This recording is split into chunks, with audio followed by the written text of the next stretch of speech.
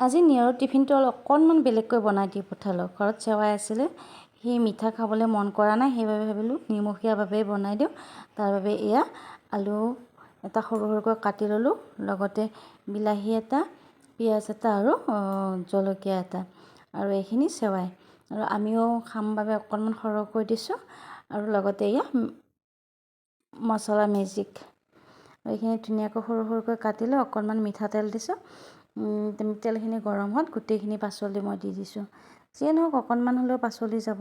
সি আলু খাবলৈ বেয়া পায়, যিহেতু আলু খাই বেয়া পোৱা ল'ৰা ছোৱালী দেখিছেনে বাৰু? মোৰ ল'ৰাটোৱে আলু খাবলৈ সিমান ভাল নাপায়। এনেকৈ দি দিলোঁ। টিফিনটো অৱশ্যে আজি খালী কৰি আনিছে দেই। আৰু তাত মই অকণমান নিমখ, সোৱাদ অনুসৰি হালধি অকণমান, আৰু লগতে অকণমান জিৰা গুড়া দিছোঁ, বেছিকৈ দিয়া নাই। আপোনালোকে যি মন যায় তাকে মছলা এড কৰিব পাৰে।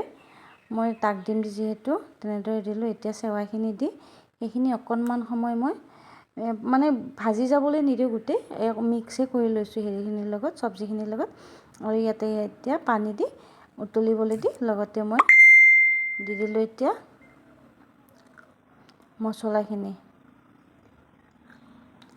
আৰু হৈ গ'ল এয়া আমাৰ চেৱাই মছলা নিয়ৰৰ। আৰু সঁচাকৈ টিফিনটো খালী কৰি আনিছে, মোৰ ভালেই দেখিছে মনটো। দেখিবলৈ ধুনীয়া হৈছে, যিহেতু সোৱাদো হৈছিলে ভালেই দেই।